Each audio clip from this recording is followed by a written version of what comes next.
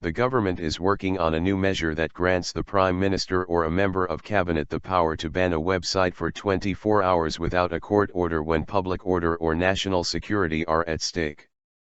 Parliament's Planning and Budget Commission, in a tense atmosphere, on Tuesday started to discuss an omnibus bill submitted by deputies of the ruling Justice and Development Party, AK Party.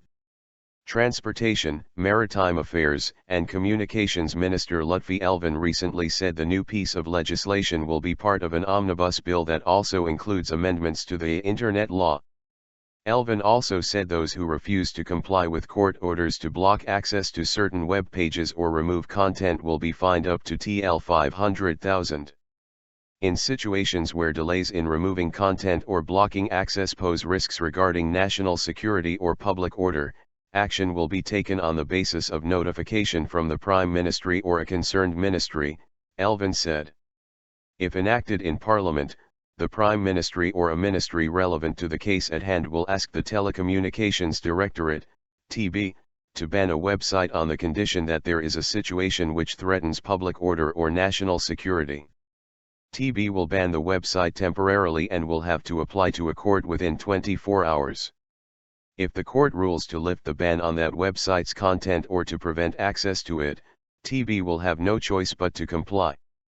The new legislation comes after a similar attempt to ban access to websites failed in October when the Constitutional Court annulled an amendment that gave state-controlled TB the power to block access to websites without a court order. According to the nullified amendment, within 4 hours of a request from TB, Internet service providers, ISPs, were required to block a specified website. As per the amendment to the Internet law, TB had the right to block access to websites for reasons of national security, maintenance of public order and preventing a crime from being committed without needing a court order. Speaking to Sunday's Zaman regarding the proposal, editor-in-chief of Rota Haber news portal, Unal Tank, stressed that the government is trying to cover up several fatal mistakes that it engaged in, saying, first, a PKK, outlawed Kurdistan Workers' Party, state was established in the east of Turkey. Second, the country's economy is on the decline year by year as the International Economy Index has showed. We will feel the effects of this deterioration more deeply during 2015. Third, the government failed in its foreign policy when considering its relations with the EU, Syria, Egypt, and the region's other countries. It is becoming more isolated in the region. Of course, they try to prevent more news circulating on social media regarding the corruption that they were involved in. All of these are enough reasons to impose such an extensive ban on the Internet. The government does not want its failures to be uncovered via Twitter, Facebook and other social sharing websites as the general elections loom scheduled for June of 2015.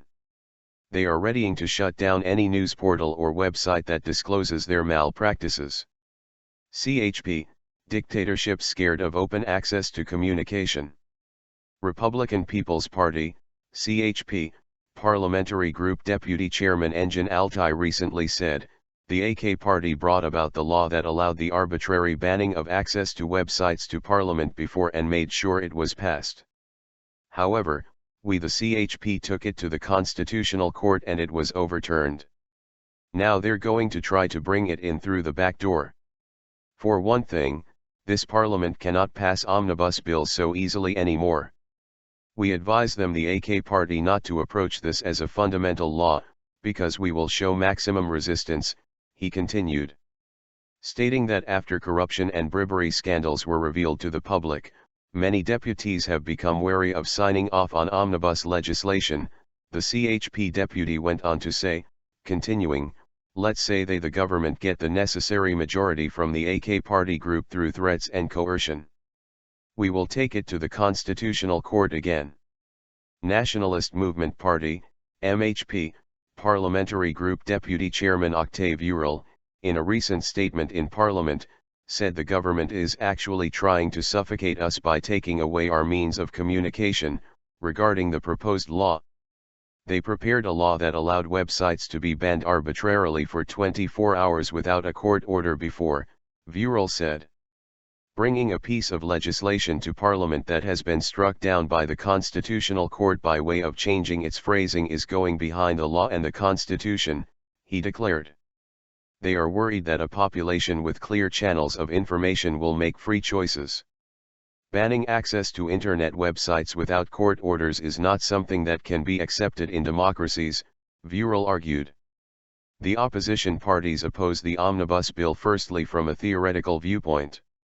They have long complained that the government is in the habit of introducing draft laws in the form of omnibus bills, something which normally should be resorted to only in rare cases when an issue needs to be tackled urgently. The bill includes various topics that have no relation to each other. Ramai Akhturi, spokesman of the Planning and Budget Commission, told Sunday's Zaman that the bill should have first been discussed in other commissions that deal with the topics included in the omnibus bill before it came before the Planning and Budget Commission.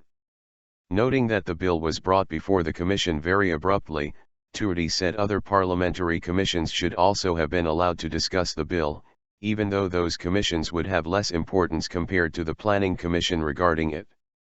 The bill proscribes the establishment of a university dealing with the health sciences, but Parliament's Health Commission was not allowed to discuss the bill, Turdi said.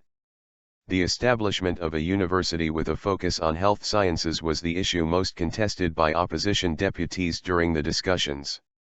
After harsh criticism from the opposition, the article in the bill that said the Minister of Health would be head of the Board of Trustees for the university was dropped. According to the latest form of the bill, the Undersecretary of the Health Ministry will serve as head of the Board of Trustees instead. The bill says the university will be subordinated to the Ministry of Health rather than to the Higher Education Board, YOK, as is the case with other universities. Turdi said the establishment of a university dealing with health had been brought up previously, but the proposal was later withdrawn based on a consensus between the ruling party and the opposition. Turdi said the government frequently passes omnibus bills to implement laws that benefit certain individuals. The worst part of the omnibus bills is the fact that they lack coherence. They envision changes for certain individuals. Despite the existence of the Turkish Green Crescent Yezilay, a new organization, called Yezilay Foundation, will be set up.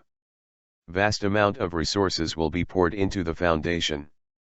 We have concerns over if the bill is being introduced for some people to gain benefit from it, said Turdi.